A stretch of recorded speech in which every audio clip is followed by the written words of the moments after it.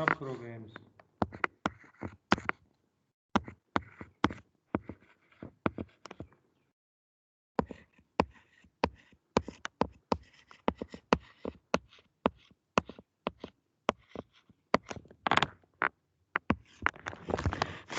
अब आप लोगों ने इसका जो बेसिक कॉन्सेप्ट है वो समझना है, ठीक है। अच्छा, बहुत दफ़ा ऐसा होता है ना कि जब हम प्रोग्रामिंग कर रहे होते हैं तो प्रोग्रामिंग के दौरान कोई एक स्टेटमेंट या एक सेट पूरा स्टेटमेंट्स का, ठीक है, सिंगल स्टेटमेंट और सेट ऑफ स्टेटमेंट्स ऐसी होती हैं कि जिन्हें हमने एक से ज़्यादा टाइम यूज़ करना होता है अपने प्रोग्राम के अंदर। यानी आपका एक ही प्रोग्राम है लेकिन आपने किसी एक स्टेटमेंट को या सेट ऑफ स्टेटमेंट्स को आपने उसी प्रोग्राम के अंदर एक से ज़्यादा टाइम यूज़ करना है अगर, तो फिर क्या होता है कि हम उसके लिए एक सिंपल वे निकाल लेते हैं कि हम एक सब प्रोग्राम लिखते हैं।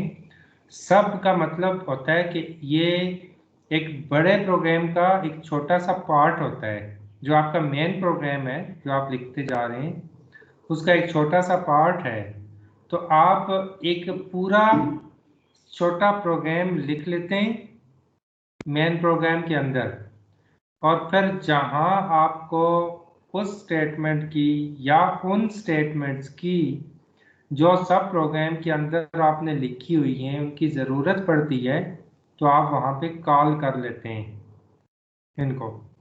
मैं आपको और आसान करके समझा देता हूं, इससे भी सिंपल वे में मैं आपको समझाता हूं। आप देखें, अगर आपने स्क्वायर रूट कैलकुलेट करना हो किसी नंबर का तो आपको बहुत टाइम लगता है उसके लिए अगर आप मैन्युअली उसको कैलकुलेट करें, ठीक है। आप अगर बैठ जाएं, जो आपका एक मैथ्स के अंदर एक तरीका बताया गया है कि आप स्क्वायर रूट कैसे कैलकुलेट करते हैं, अगर आप उस प्रोसीजर को फॉलो करें, एक नंबर का आप स्क्वायर रूट कैलकुलेट करें फिर दूसरे का करें, अगर आपको number of time square root calculate करने पड़ जाएं तो फिर आपके लिए बहुत मुश्किल हो जाएगी। एक तो आपका टाइम बहुत ज़्यादा उस पर कंज्यूम होगा, दूसरा क्या होगा कि कोई बहुत बड़ा नंबर आ गया तो हो सकता है आपके लिए बहुत कॉम्प्लिकेशंस आ जाएं उसको सॉल्व करने में, उसका स्क्वायर रूट निकालने में। लेकिन आप दूसरी तरफ देखते हैं कि अगर आप कैलकुलेटर को यूज़ करते हुए स्क्वायर रूट निकालें तो आप जिस नंबर का आपको स्क्वायर रूट निकालना है आप वो नंबर लिखते हैं और कैलकुलेटर के ऊपर एक स्क्वायर रूट का आपको साइन नज़र आता है, आप वो बटन क्लिक करते हैं तो विद इन फ्यू सेकंड्स आपको स्क्वायर रूट निकला हुआ नज़र आ जाता है,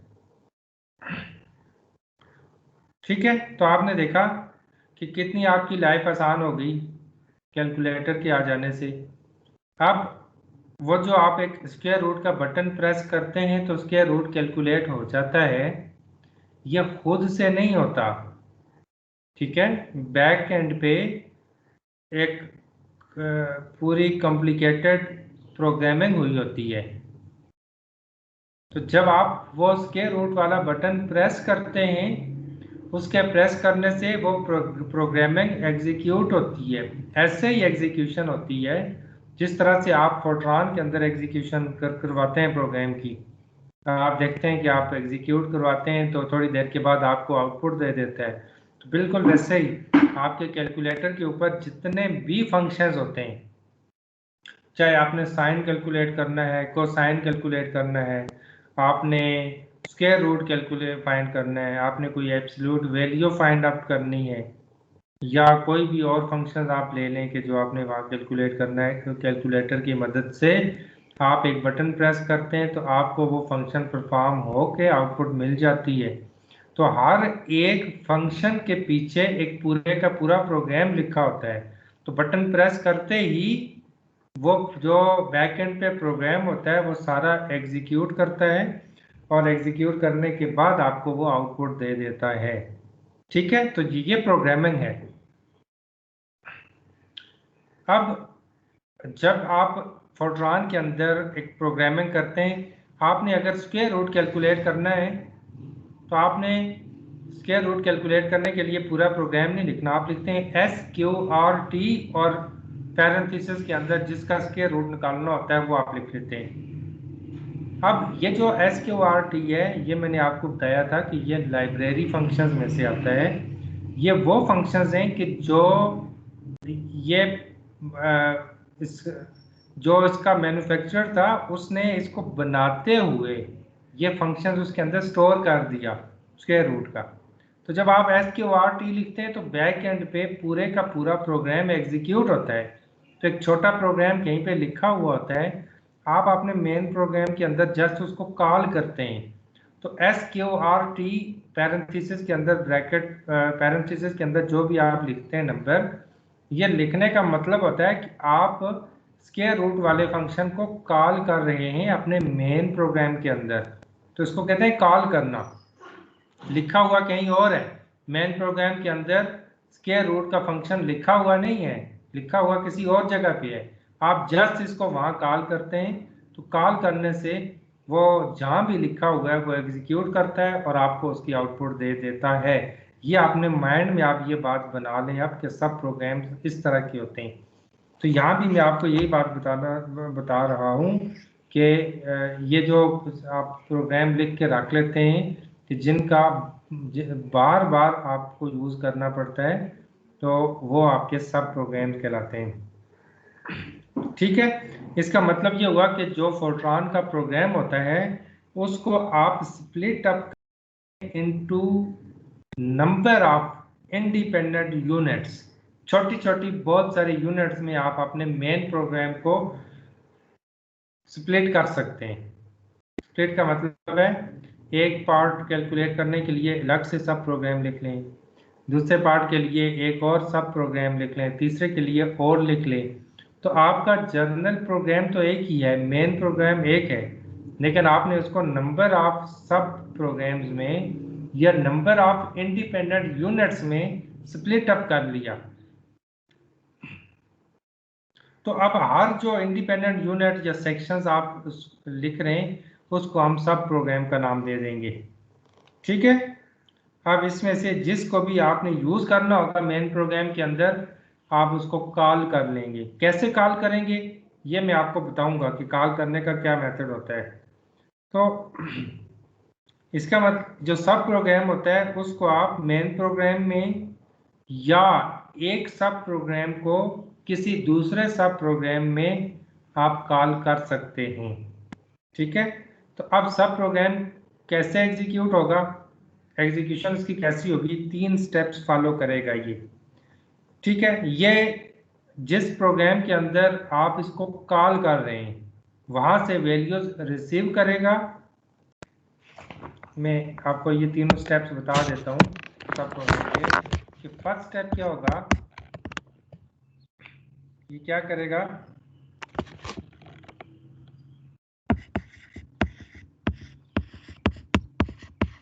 receives values from calling program। Calling का मतलब है कि जिसके अंदर आप इसको कॉल कर रहे हैं। पहला स्टेप तो ये होगा इसमें। नंबर 2, फिर ये उसके ऊपर कैलकुलेशन परफॉर्म करेगा।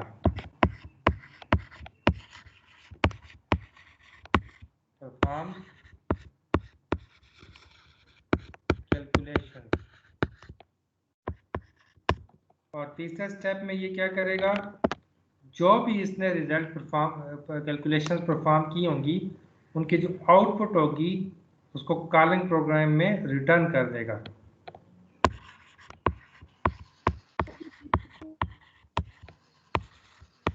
रिटर्न्स बैक द रिजल्ट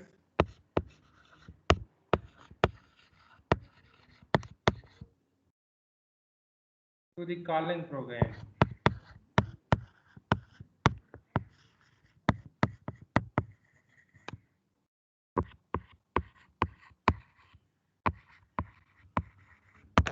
ये 3 स्टेप्स हैं जो सब प्रोग्राम परफॉर्म करेगा। नंबर 1, जहाँ पे आपने उसको कॉल किया है ये वहाँ से वैल्यूज रिसीव करेगा। जैसे मैंने आपको एग्जांपल दी ना स्क्वायर रूट फाइंड करने की।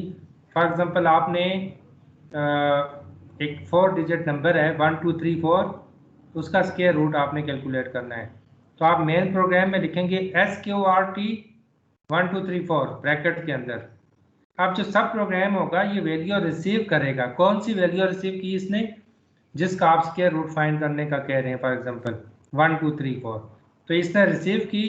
करने के बाद सेकंड स्टेप क्या परफॉर्म करता है? ये कैलकुलेशंस परफॉर्म करता है। जो भी आप अर्थमेटिक ऑपरेशन या कोई और ऑपरेशन परफॉर्म करवाना चाह रहे हैं वो करता है।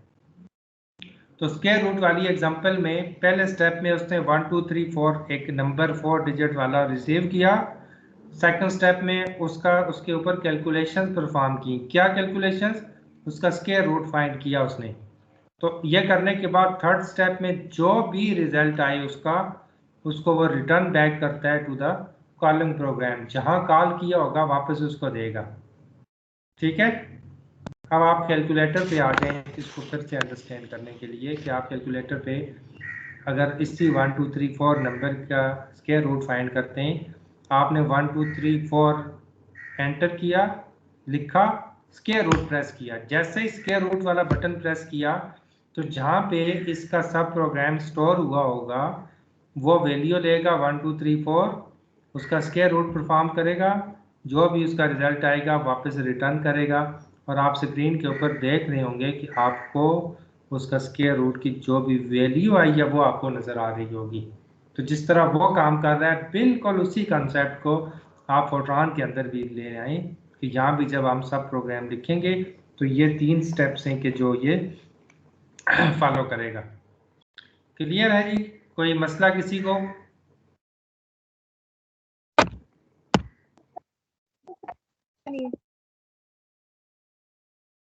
कोई इशू नहीं है?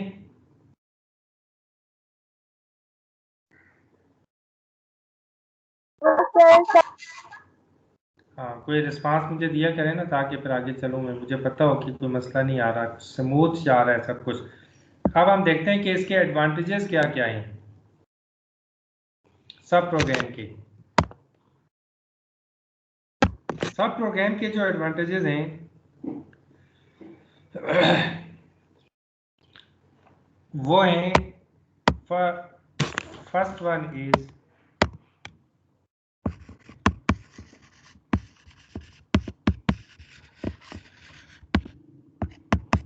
ये जो एक्सेसिव राइटिंग है और जो टाइपिंग ऑफ द स्टेटमेंट्स है उसको अवॉइड करता है।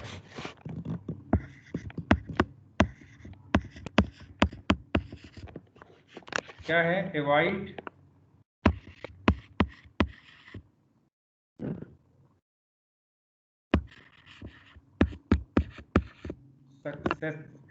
excessive writing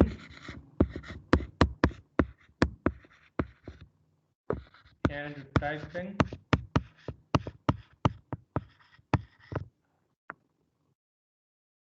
of statements.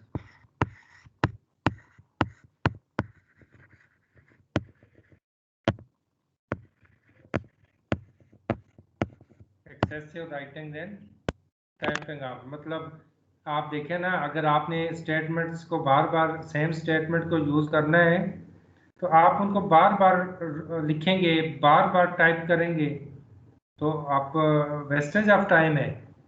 तो उसको अवॉइड करता है। ये आपने एक दफ़ा लिख लिया और फिर आप जहां आपका दिल करे, जहां ज़रूरत पड़े तो आप वहां पे उसको कॉल कर लेंगे। तो ऐसा करने से जो प्रोग्राम की एफिशिएंसी है वो इंक्रीज होगी। ये जो मैंने आपको ये बात बताई, ठीक है। नंबर 2, एक ही टाइम में बहुत सारे प्रोग्रामर एक प्रोग्राम के ऊपर काम कर सकते हैं। ठीक है, सेम टाइम में जो नंबर ऑफ यूजर्स हैं, नंबर ऑफ प्रोग्रामर्स हैं, वो सिंगल प्रोग्राम के ऊपर वर्क कर सकते हैं। Number 2, many programmers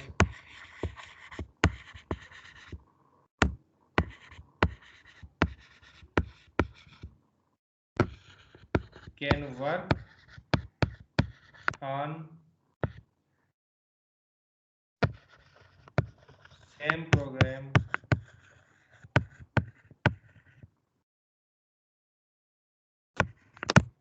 in the same time। एक ही टाइम में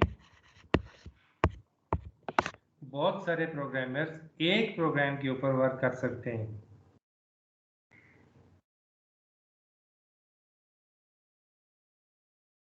ठीक है ना ये बात। अब जैसे हम लोग हैं, आप सारे भी हैं, बैठे हुए हैं, मैं भी हूँ, हम एक प्रोग्राम लिखना स्टार्ट कर देते हैं जो बहुत कॉम्प्लिकेटेड है और लेंथी है। तो मैं ये करता हूँ कि उसमें आपने बहुत सारे पैरामीटर्स अलग अलग से कैलकुलेट करने हैं।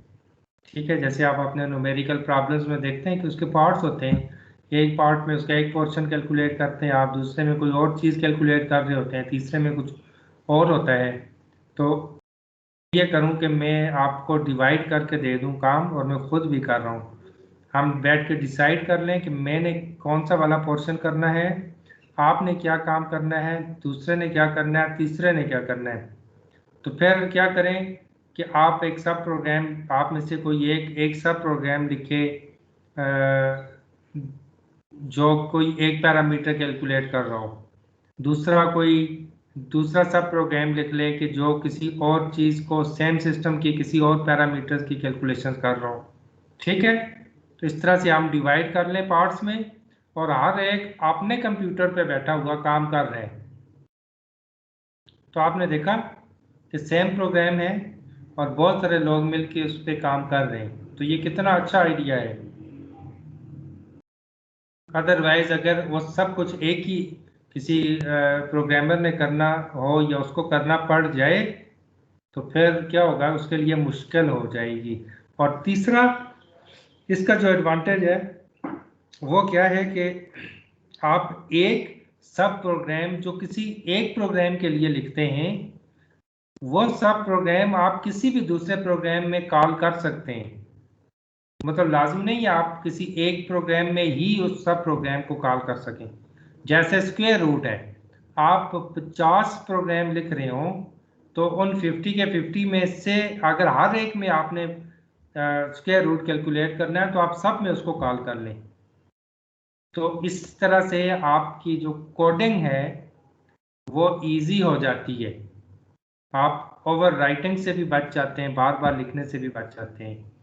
फिर यह कि आपका जितना आपका प्रोग्राम स्मॉल पार्ट्स में, स्मॉल यूनिट्स में डिवाइड होगा, इतने उसमें एरर के चांसेस कम होंगे। अगर कोई गलती आ भी जाती है तो उसको डिबग करना हमारे लिए बहुत आसान हो जाता है कि जिस यूनिट में कोई मिस्टेक होगी हम वहीं जाके उसको चेक करेंगे कि अच्छा ये ठीक है, ये गलत है। बजाय इसके कि अगर आप सेम स्टेटमेंट्स को बार बार लिखते जा रहे हैं, आपका प्रोग्राम बहुत लेंथी हो जाएगा। लेंथी होने से अगर उसमें कोई एरर आ जाए तो उसको डिटेक्ट करना भी बहुत मुश्किल होगा, और अगर आप डिटेक्ट कर लें तो रिमूव करना मुश्किल होगा। ठीक है, तो इस तरह से इसके हमें बहुत सारे फ़ायदे हैं सब प्रोग्राम्स के। तो इन एडवांटेजेस को सामने रखते हुए दो बेसिक जो हमारे सब प्रोग्राम्स हैं वो डिफाइन किए जाते हैं। टू टाइप्स उसकी डिफाइन की जाती हैं, कैटेगराइज किया जाता है दो दो दो यूनिट्स या दो पार्ट्स में, दो टाइप्स में। एक उनमें है फंक्शन सब प्रोग्राम और दूसरा है सब रूटीन सब प्रोग्राम। नंबर 1 इज फंक्शन सब प्रोग्राम,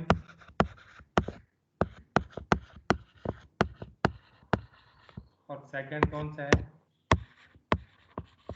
सब रूटीन।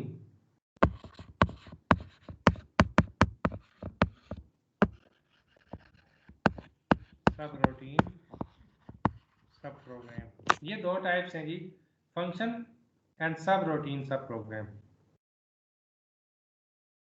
किसकी दो टाइप्स हैं ये, सब प्रोग्राम की दो टाइप्स हैं। तो सबसे पहले हम फंक्शन सब प्रोग्राम को देख लेते हैं कि इसका क्या मतलब है। और क्या फॉर्मेट है इसका?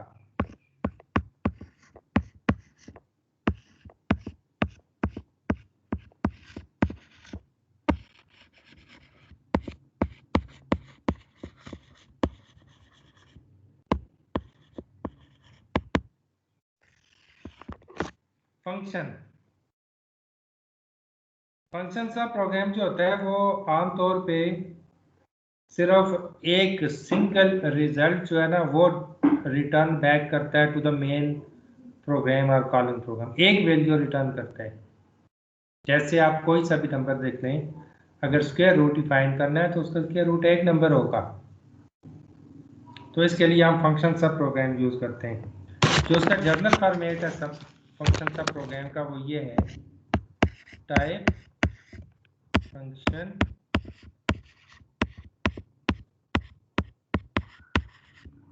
Name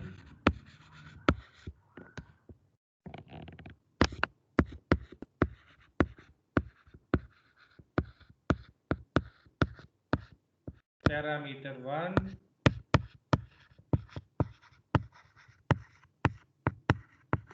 parameter 2 up to so on, parameter n तक ये जाता है।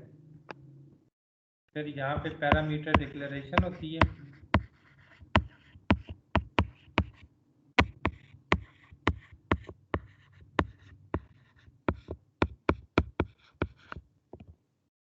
देन यहाँ पे आपके पास नंबर ऑफ स्टेटमेंट्स होती हैं for trans statement.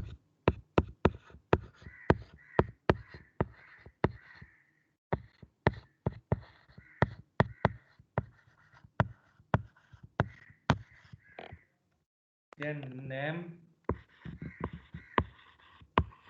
Equal to कोई भी एक्सप्रेशन होगा यहाँ, and then return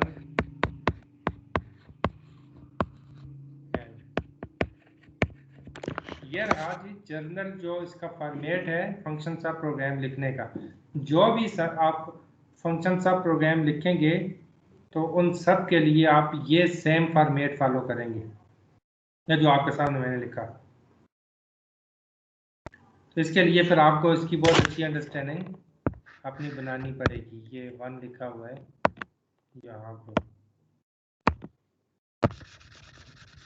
parameter 1 2 up to so on. सबसे पहले देखें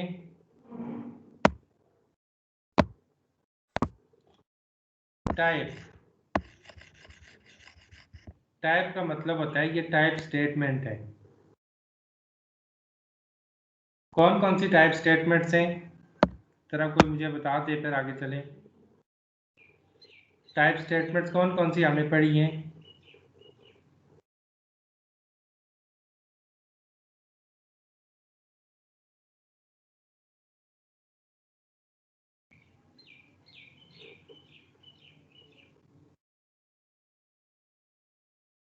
किसी को नहीं पता?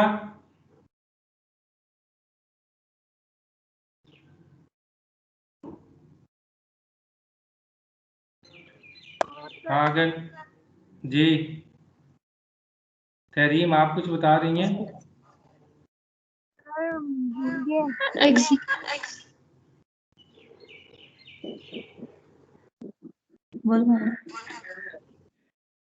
जी टाइप स्टेटमेंट्स कौन कौन सी होती हैं?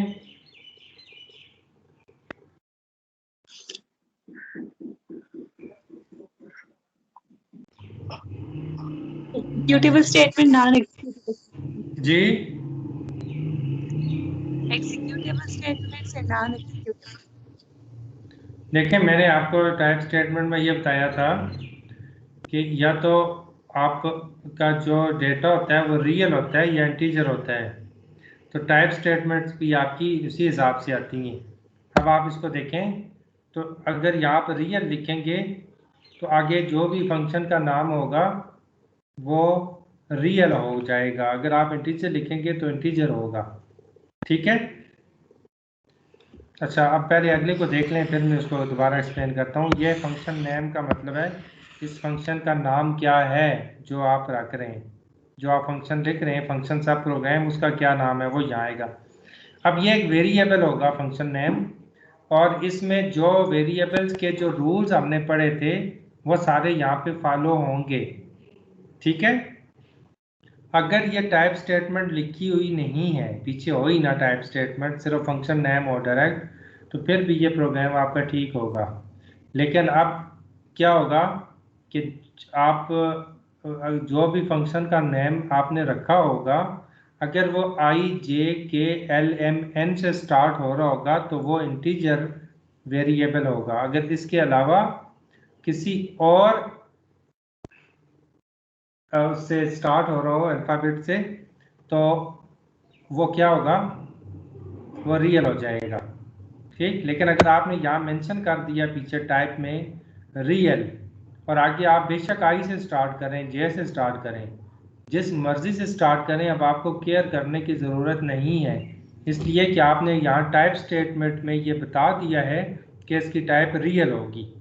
और अगर आपने यहाँ बता दिया कि इंटीजर होगी, फंक्शन जो नेम है उसकी टाइप अगर इंटीजर है, तो आप अब जिस मर्जी से स्टार्ट करें, ए से कर दें, XYZ से कर दें, तो वो इंटीजर ही ट्रीट होगा। तो टाइप स्टेटमेंट लिखें या ना लिखें ये ऑप्शनल है। फंक्शन नेम में आप क्या लिखेंगे, फंक्शन का नेम जो भी आपने नाम रखना है वो लिख लेंगे।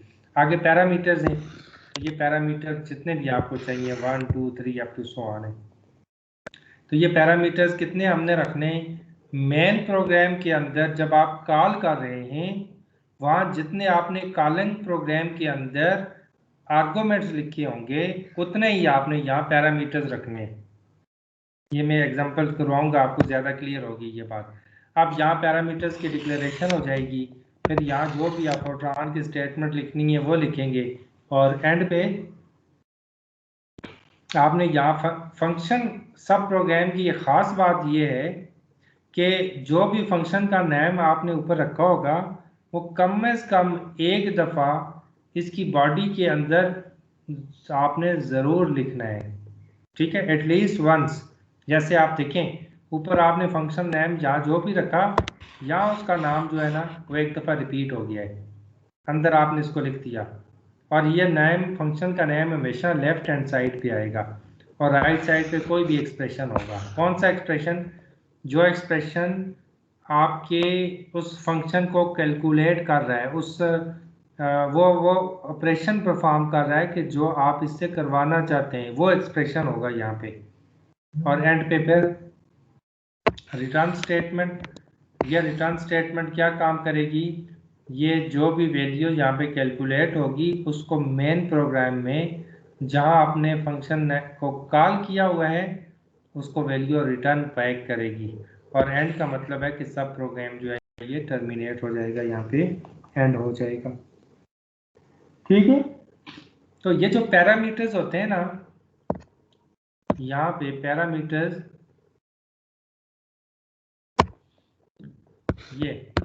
ये पैरामीटर्स जो हैं दीज आर डमी वेरिएबल्स। ये डमी वेरिएबल्स हैं। डमी का मतलब ये है कि ये आर्जी तौर पे आप इनको कुछ नाम दे रहे होते हैं, ये डमी है।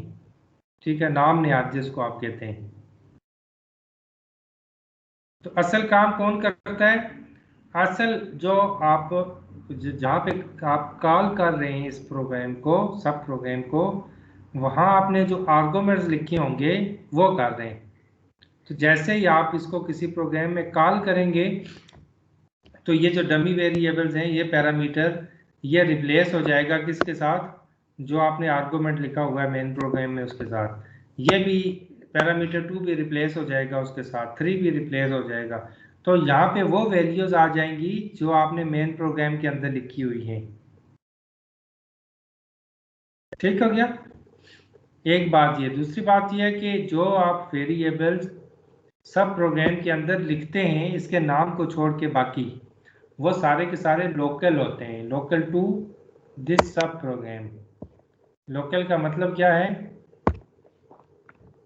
लोकल का मतलब है कि वो सिर्फ इस सब प्रोग्राम के अंदर ही रिकॉग्नाइज्ड होंगे, बाहर उनको कोई नहीं जानता होगा। इस प्रोग्राम सब प्रोग्राम के बाहर उनकी कोई वैल्यू नहीं होगी, तो सिर्फ जो भी वैल्यू होगी वो इनके अंदर ही होगी। ठीक है, तो ये लोकल है। इसका मतलब ये हुआ कि आपने जो वेरिएबल नेम्स इस सब प्रोग्राम के अंदर रखे होंगे वो आप किसी दूसरे सब प्रोग्राम में भी रख सकते हैं, वो किसी तीसरे में भी रख सकते हैं, वो मेन प्रोग्राम में भी रख सकते हैं। तो जो जहाँ मर्जी आप उनको यूज़ कर लें, ठीक है। ये नहीं होगा कि आपको इस तरह का एरर आ जाए कि आपने सेम वेरिएबल्स फंक्शन सब प्रोग्राम के अंदर भी यूज़ किए हैं और अभी आप दूसरी जगह यूज़ कर रहे हैं, ऐसा नहीं होगा, ठीक है ना। तो ये इसमें एक ही है कि ये इसमें ये लोकल है। और पैरामीटर्स के लिए भी वही है कि इसके जो जो रूल्स हैं, किसके रूल्स हैं, वेरिएबल्स के, वो यहाँ पे भी फॉलो होने चाहिए। तो ये है जी एक जर्नल फॉर्मेट आपके सब प्रोग्राम का। अब जो कॉलिंग प्रोग्राम होगा आप उसमें कैसे कॉल करेंगे, कॉलिंग प्रोग्राम में उसका ये है जी फॉर्मेट, नेम एंड देन यहाँ पे आर्गुमेंट्स आ जाएंगे, आर्गुमेंट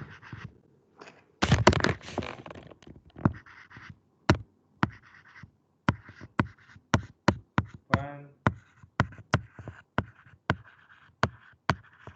आर्गुमेंट 2, सब कुछ। ये आपने मेन प्रोग्राम में इसको कॉल कर दिया है। अब हमेशा आपने याद रखना है 1-to-1 करस्पॉन्डेंस होती है बिटवीन कॉलिंग प्रोग्राम एंड सब प्रोग्राम। अब जब आपने यहाँ नाम लिखा ना, जो फंक्शन का नाम लिखा था वही अब आपने यहाँ रखा।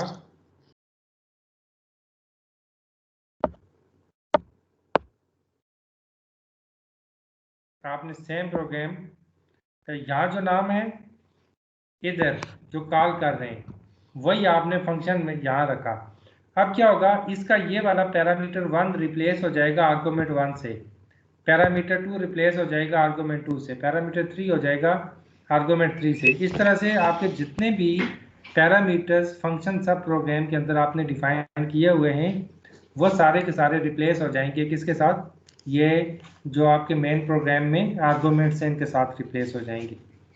रिप्लेस होने के बाद फिर अंदर जाके कैलकुलेशन होगी, कैलकुलेशन होने के बाद जो भी उसकी आउटपुट आएगी वो रिटर्न होगी दोबारा इस नाम को, और इसके लिए जो भी वैल्यू कैलकुलेट होनी थी सब प्रोग्राम में यहाँ पे वो वैल्यू हमें डिस्प्ले होगी।